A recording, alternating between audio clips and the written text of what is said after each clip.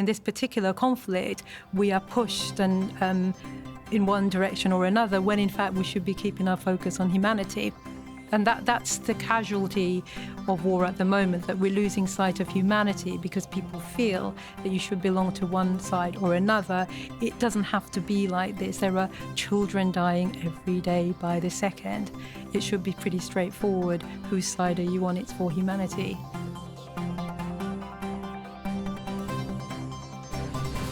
Hello and welcome to Ways to Change the World. I'm Krishnan Guru-Murthy, and this is the podcast in which we talk to extraordinary people about the big ideas in their lives and the events that have helped shape them.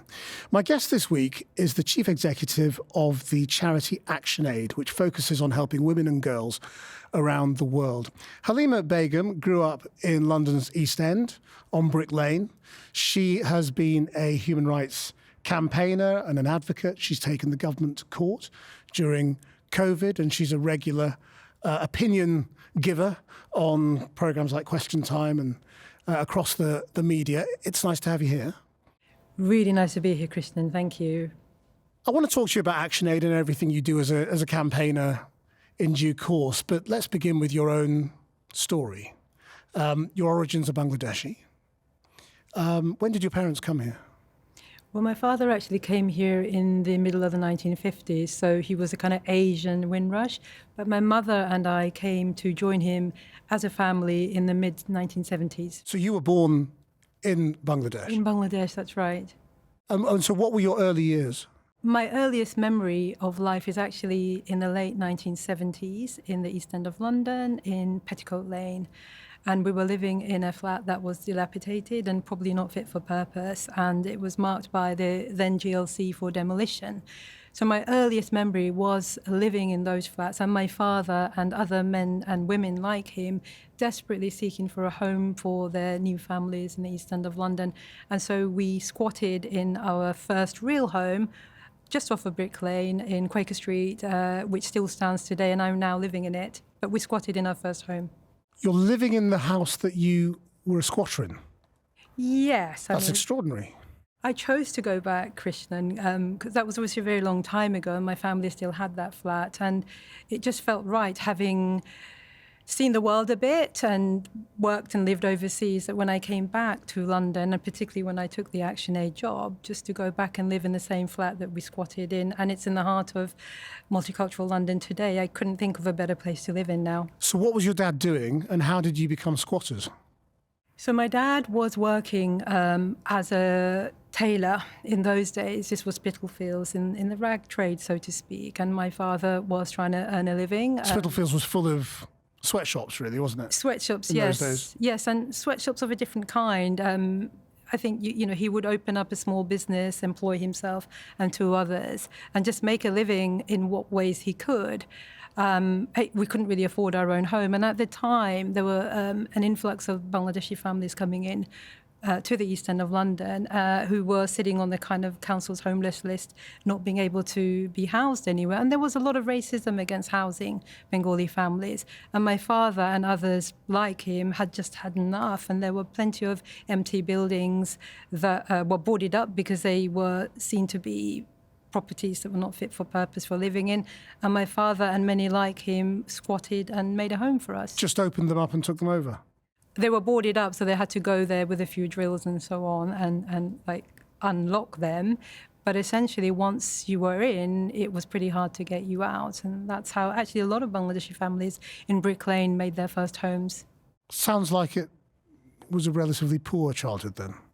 Very, very deprived, I have to say. In fact, when I first came here as a child, a baby, I was 2 years old, I had a health problem in my eye.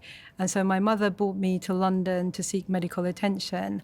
And we went to St Bartholomew's, which is one of the London NHS hospitals, and they wouldn't really see me because at the time they felt that I was an undocumented migrant, a bit like a hostile environment that still exists today.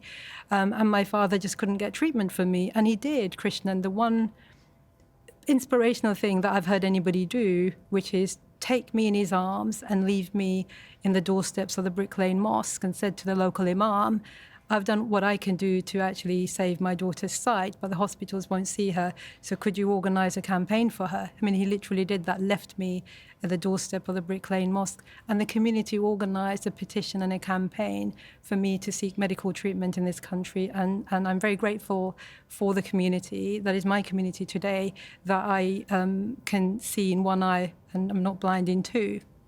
So what did they come seeking, and what had they left? Had they left a very deprived life in Bangladesh? Rural Bangladesh, yes. So my father and many like him came here to seek a better life, new opportunity. Their fathers had actually been seamen in the British merchant ships.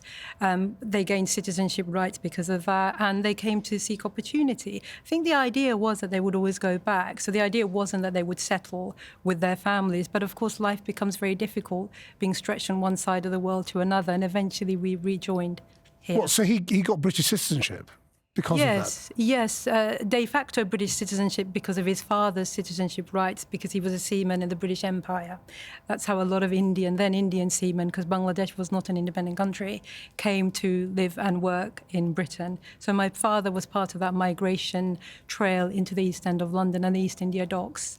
But you didn't get automatic rights then to a British passport? Was that the problem? I should have done, but that was the sort of slight mystery and controversy. So because I'd arrived in the country, they assumed that I wasn't British. And, being a migrant, my father probably couldn't speak English very well. There was such that assumption that, that's just an immigrant who doesn't deserve NHS treatment. And we simply haven't got time for that.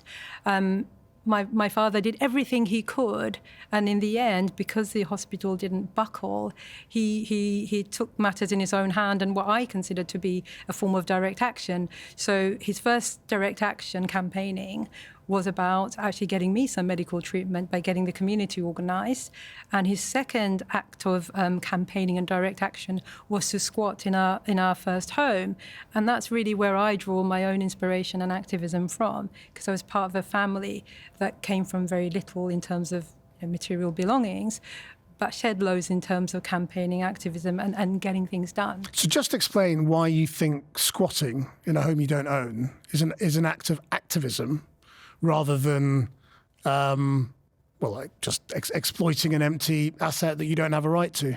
And exploiting a public asset, I would say, that everyone who pays a tax has a right to live in if it's not being used in an appropriate way. So it was a council house, was it? It was a council flat, yet and many of the council flats were boarded up because the council thought that these buildings were not fit for purpose.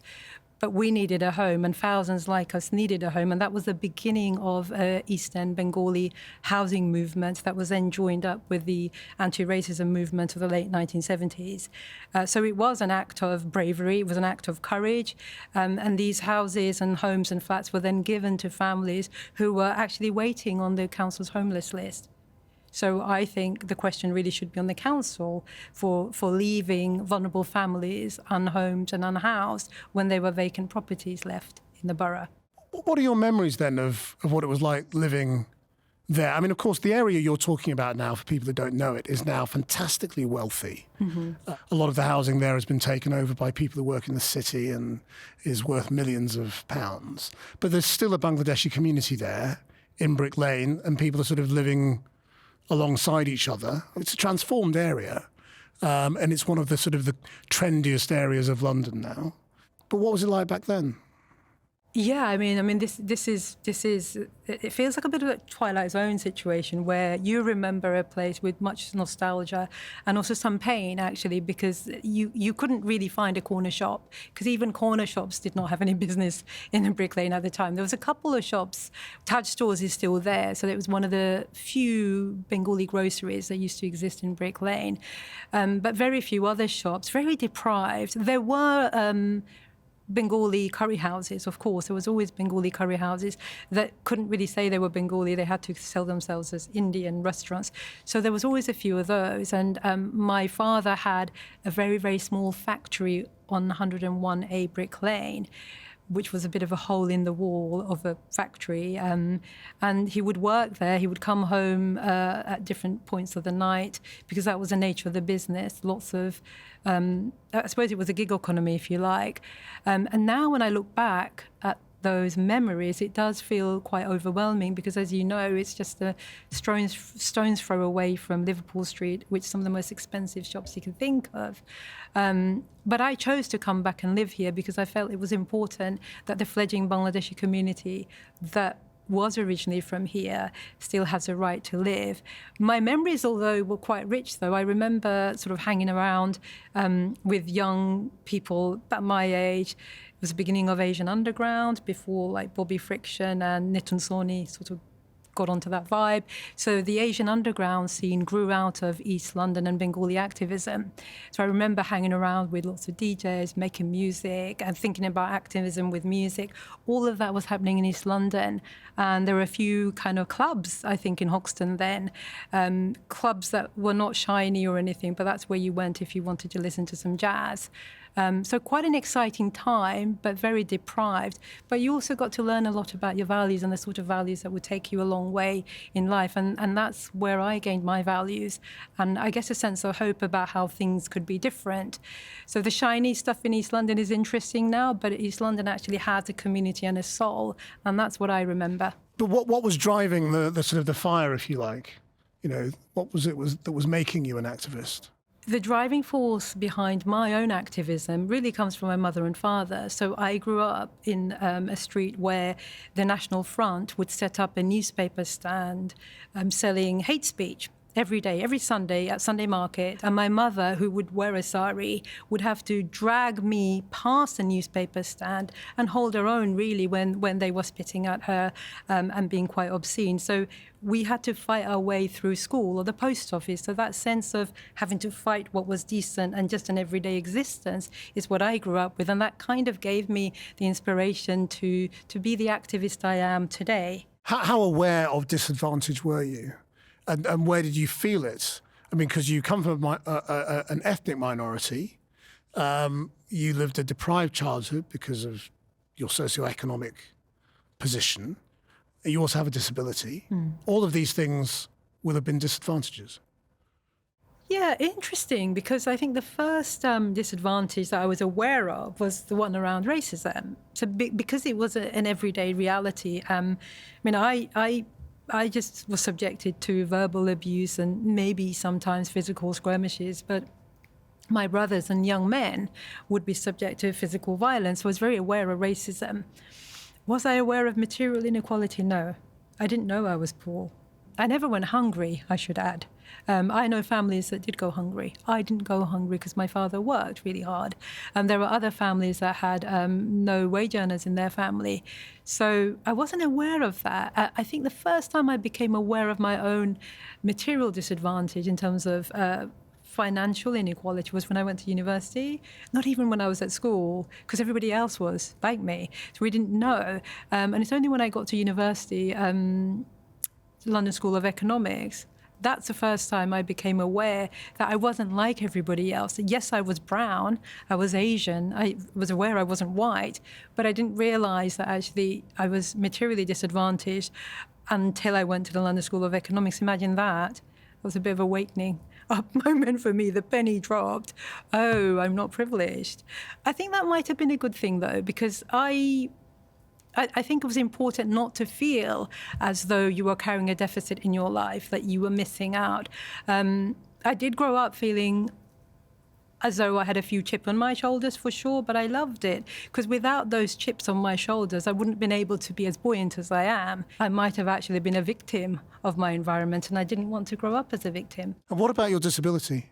So disability has been a really difficult one, Krishnan. I'm blind in my left eye. My parents and my family always protected me from the stigma. I also didn't realise that I was disabled until I was much older. And I suppose you also block it out, that sense of being bullied and being stigmatised. I do block a lot out that I can't handle as a child. I think I must have done that repeatedly and regularly in order to survive my own environment. But I met one of those youth workers I talked about who I really benefited from being in contact with. And when she asked me the question, what was it like being disabled when you were growing up? And I couldn't answer the question. I said, I don't remember. And she said, don't you remember, though? Because you were always bullied because of your eye. and you were always singled out for not being like everybody else, and your brothers had to protect you. I had 2 brothers and I have 3 now. And so I always had like a family that would kind of, come in and back me up, and a younger sister who would always back me up. So you couldn't really bully me that outright. But obviously... What was the bullying like? I mean, what name sort of calling, not wanting to be in friendship circles. Kids can be nasty, right? So if you look different, you don't get invited. That sort of bullying. Never physical, because I had a big family, so nobody was going to give me beef. So I was protected in that sense. But I suppose the one area where my parents would have really worried for me, so I grew up in a very traditional Bengali Muslim household, where I suppose most people had an arranged marriage, working class families. And I suppose they always thought that maybe we couldn't arrange her marriage in the same way, so maybe we will allow her to flourish or grow in a different way. It's the best thing they could have done, because I didn't want an arranged marriage anyway. Do you think it was that conscious? I mean, that's really interesting, isn't it? That maybe they thought you'd have to look after yourself, so encourage her to go and have a career and go to university and all of that? It wasn't so deliberate or purposeful. They thought that if they'd arranged a marriage, that perhaps I wouldn't survive in an arranged marriage household where my apparent disability was a deficit, and so that would put me at a disadvantage. So I think they just didn't focus on an arranged marriage. They were not literate in the same way. Though they were loving, they didn't sort of encourage me to pursue education. As I said, I was left between their cracks, and I think through hard work, I probably got by. But I think it's the best thing they could have done, not focus me on an arranged marriage, or indeed finding a life partner. Because as a young woman growing up, if that's your only focus, I think you can kind of lose sight of the bigger picture, which is, there's a world out there that feels quite unjust, and maybe our contributions could be about creating a fairer and just world. Well, let's jump right into the present from all of that for a moment. I mean, you are the CEO of ActionAid, which has programs all over the developing world, helping women and children. Right now, you're very engaged with Gaza and what's happening because of the war. Tell me about what's going on and what your involvement is. So right now, I'm working in an international NGO, and the crisis in Gaza, Israel, is all around us. There are very few spokespeople who are Muslim, and also working in organizations that have a credible voice to bring out stories from a different perspective. So I feel in the thick of it all, and I feel it's a privileged position to be in, to carry the voices of those colleagues that desperately need their stories told. So we have colleagues in Gaza, and their stories and their life and the crisis and the war needs to be heard by the rest of the world. So I feel a tremendous responsibility to tell that story. Equally, I have communities in the UK, both in terms of the Muslim communities and also Jewish communities who I know, who I've grown up with, who are very much part of my community, who are placing a lot of responsibility and pressure to represent different sides of the conflict in ways that is sometimes impossible. I mean, do you see this as about religious tribes? Because you talked a couple of times then about Gaza as a Muslim. No, I don't think Israel-Gaza is an issue around religion. I think that's geopolitical. But I believe that the way in which that conflict is discussed and framed is framed in terms of religion, and I think that's wrong. Let me be very clear. I do not believe that Jewish and Muslim colleagues are responsible for the actions of governments or terrorists overseas. It's very important that we do not link a geopolitical crisis to the situation of our different communities in the UK. And that's been an ongoing feature since the prevalence of 9/11. The idea that a crisis overseas by a particular community or religion is then projected onto our communities, where we feel that we are representing so-called nations or groups that might not be in pursuit of peace. On the other hand, because there's so few Muslim perspectives and spokespeople on this issue, particularly Muslim women, I feel, because I am a Muslim woman, that there's a lot of expectation around what I might represent. And that balance is sometimes hard. But I welcome it, because that's the balance of a complex world. And complexity is what I've navigated all my life since I was 2 years old. So what do you see your role as in this conflict? I see my role in a personal and professional capacity to represent the voice of humanity, because there are no sides, but only humanity that we represent. And I feel in this particular conflict, we are pushed and in one direction or another, when in fact we should be keeping our focus on humanity. And that's the casualty of war at the moment, that we're losing sight of humanity because people feel that you should belong to one side or another. It doesn't have to be like this. There are children dying every day by the second. It should be pretty straightforward. Whose side are you on? It's for humanity. So I think the best we can do is play the humanitarian role, and that's as practical as it is. We want to stop the violence. And as far as I can see, there's one solution open at the moment that needs to be on the minds of all parties involved, and that's a ceasefire. What comes after that is really up to the politicians and the diplomats. But for me, at the moment, it has to be a ceasefire and an end to this cycle of violence and the insurance of aid supplies getting to where people need it most. What is the answer then to when you say, well, there should be a ceasefire, and Israel says, well, OK, so if we cease fire, Hamas have made it very clear that they won't, and that they'll try and do another October 7th whenever they can. Well, that's not a ceasefire, is it? It has to be a bilateral ceasefire. It can't be a unilateral ceasefire. So we mean a multilateral, bilateral ceasefire. And I think those that have links and channels to Hamas should speak to Hamas and get them to agree to a ceasefire, as much as getting the Israelis to a ceasefire. But that is the first step. And what about your language in terms of that? You know, how do you ensure that you are truly on the side of humanity, rather than somebody who only talks about that when the bombs are falling on Gaza? You know, the language of sort of humanity and humanitarianism and compassion tends now to be more used with regard to what's going on in Gaza than the terrorist attack, doesn't it, if you like, as it's seen by Israel. Do you see that distinction? And where do you sit in it? Humanitarians, I think, are very comfortable talking about violations of human rights on either side. And so the hostages need to be released. There is no doubt about this. The bombs need to stop. The reason why humanitarians speak more to the Gaza conflict at the moment in Gaza is because of the scale of destruction, because of the number of people dying. But I haven't come across a single humanitarian who is not talking about hostages being released. That comes part of the parcel of a ceasefire, as well as looking towards a just settlement that is around two states in the region. And what does ActionAid do in Gaza and in Israel? So ActionAid does not work in Israel. ActionAid works where there is the greatest need for its support. So our taxpayers pay us grants money or direct donations to be spent on where the need is greatest. So we look at where that need is greatest. And Gaza has been under-supported for many, many years. And for that reason, we have an ActionAid Palestine office.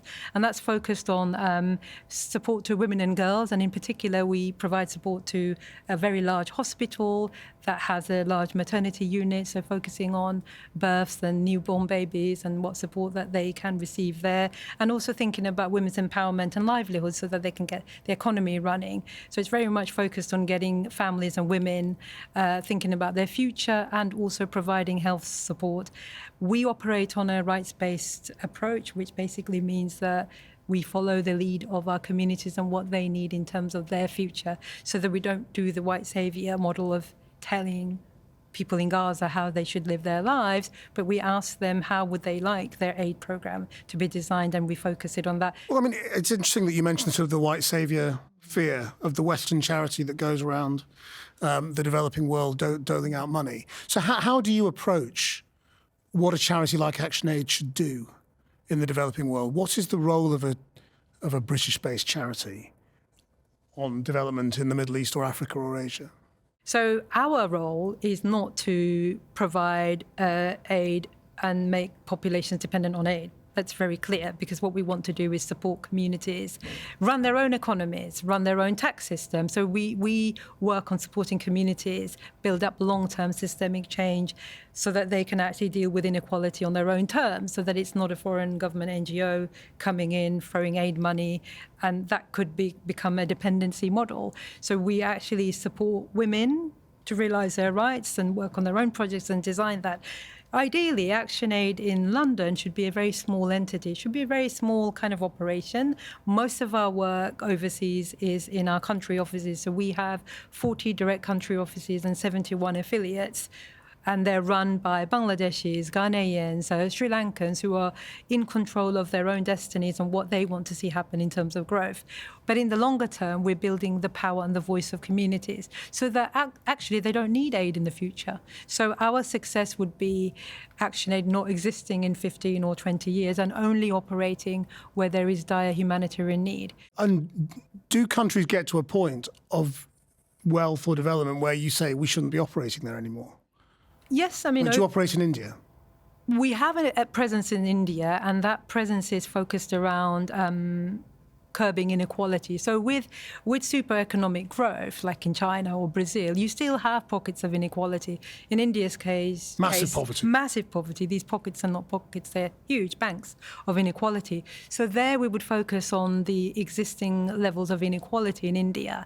And we would also support movement building and campaigns that maybe are about citizens' power and people power. So the approach in India is very different to the approach, say, in Bangladesh at the moment. But even the approach in Bangladesh is not about traditional poverty alleviation. It's very much around looking at climate fragility. It's looking at Rohingya refugee camps. So it tends to be a little bit different to how we might have done aid about 20 years ago.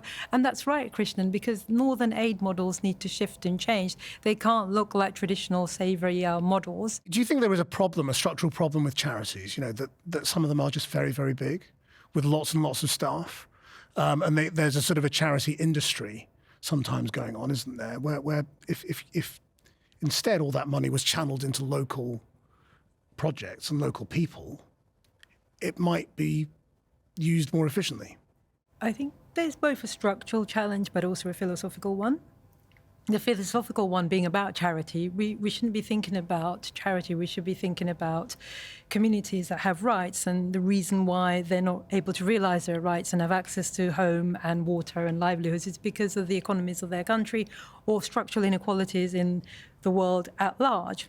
We can talk about the legacies of colonialism, etc. So we think of it as rights that communities have, and so therefore we don't use the language of charity in our work and ActionAid.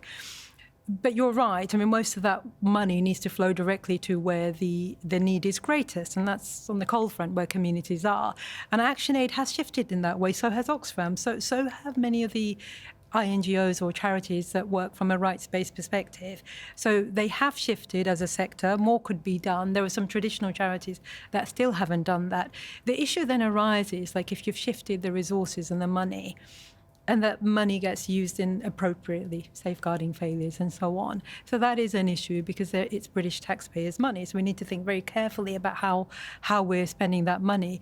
But equally, you could shift money and resources and hope that we don't need an army of aid workers in London or Paris or New York. But then there are new threats and vulnerabilities in countries. So in India, we've got the rise of more nationalism. In Europe, we've got the rise of the far right. In America, we've had hard-won women's rights turned, according to Supreme Court decisions around abortion. These are significant new threats, and we need to be alive to how it is that we manage those threats. We can't really expect communities in Bangladesh and Ghana to be dealing with new threats in America or new threats in Europe.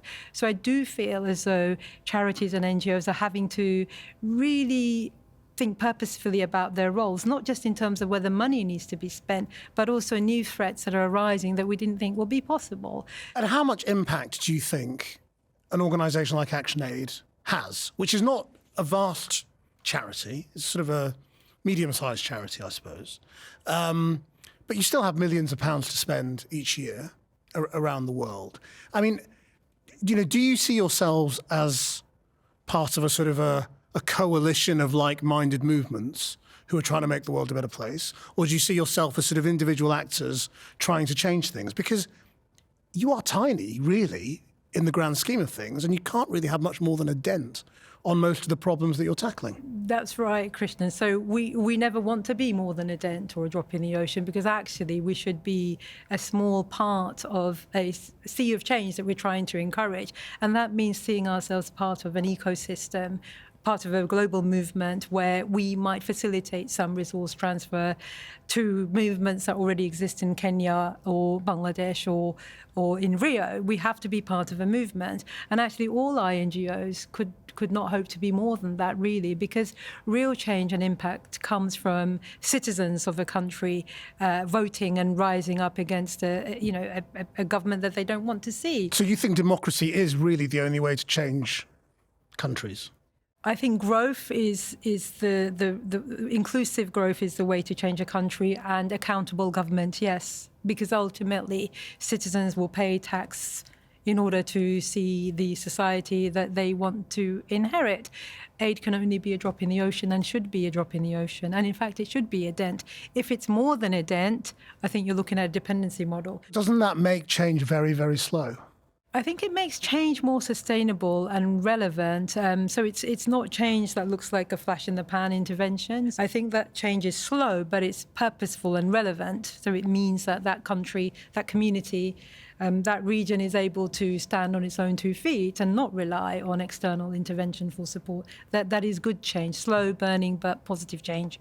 What about the responsibility then of countries like ours? We do have a responsibility historically as a nation, I would say, and even if we didn't have a historical... Because of empire? Because of empire, yes. And even if we didn't have that historical responsibility, as a mature economy with significant resources that could be supported towards communities in the global south, there is a moral responsibility. Aid is the right thing to do where we have the resources. So I think on several counts we have a responsibility as an individual, as a nation, as an organization, but always with the aim of making sure that there's a limit to that aid, and that at some point that community, that nation will no longer lead us. So the 0.7% of GDP target, which this government has sort of put a temporary, it says, reduction on, with the aim of returning back to it. I mean, isn't the truth that that's kind of sort of been and gone and nobody really cares about it now? You know, people don't talk about it. Where's the conversation about our moral responsibility on that now? I think the British public is very compassionate. I think the reason why it's less of a public conversation is because of COVID and the cost of living crisis. That's a double whammy for the British public to manage. But I think that moral responsibility to help those who are in need has never gone away, Krishnan. It will never go away. And I think the British public generally are in support of more aid to where it's needed. They just want to make sure that that aid money is not spent propping up big offices. So what is the actual impact of the cuts on overseas aid spending? Quite significant. So the challenge with aid is that you just can't, it's not like a tap that you suddenly stop the tap. You know, you have to invest in the longer term. You can't just suddenly pick up a community or a school and say, sorry, we haven't got any aid money, we'll just shut it down. You're letting down vulnerable communities, in our case, women and girls, and quite significant projects where we are working on violence against women in communities, where we provide safe houses for women who are suffering violence. We're working with young women to train them up to be future leaders. And do you think there's any more likelihood of going back to those previous levels of aid spending in Britain under a Labour government than under a Conservative government? Yes, I do believe that. I hope even the Conservative government or a new Labour government would see the value in returning to the original aid commitment. Britain has played a leading role in international development, and part of our soft power comes from the way in which we could support those in need. And we have played a great role in this space for the last 25 years. Is soft power a good thing? I mean, is soft power not just sort of arm twisting? Western governments are still capable of exercising a negative influence the rest of the world because of the wealth and the assets that we have in this part of the world. So the soft power is a counterbalance to actually quite significant influence that's quite negative. I'll give you the example of climate change. We have made commitments towards getting to a climate change target. As an international community, we have our role to play, and we've we've committed millions and billions of pounds of money. Yet the banks in Britain invest in fossil fuels that actually degrade the planet. So on the one hand, we're committing some aid money towards climate change. On the other hand, we're investing in fossil fuels that are polluting our planet. That's negative influence. So I think there is still a role for soft power and good development to counterbalance the very negative impact of our role in the international system. And by soft power, I don't mean diplomacy through other means. I do mean providing inspiration and growth around education, the best universities or arts. I mean, that has to be a good thing. And when the world feels very militarized, and there's a lack of trust in terms of what Britain and America represents, I think the only way to win confidence in the hearts and minds, and we're going to face this, I think, after the Gaza-Israel crisis, a real deficit in trust in our international system. I think soft power is the only way that we can rebuild that trust. And if you could change the world in any way, how would you change it? I would say that it needs a systems change. Often when you ask people, how would you change things, it's always the one person, the superstar, the billionaire, the one person that changed things. But it's actually not about the one person. That's the cult of the individual superstar. What it takes is a systems change, and for us to play our part.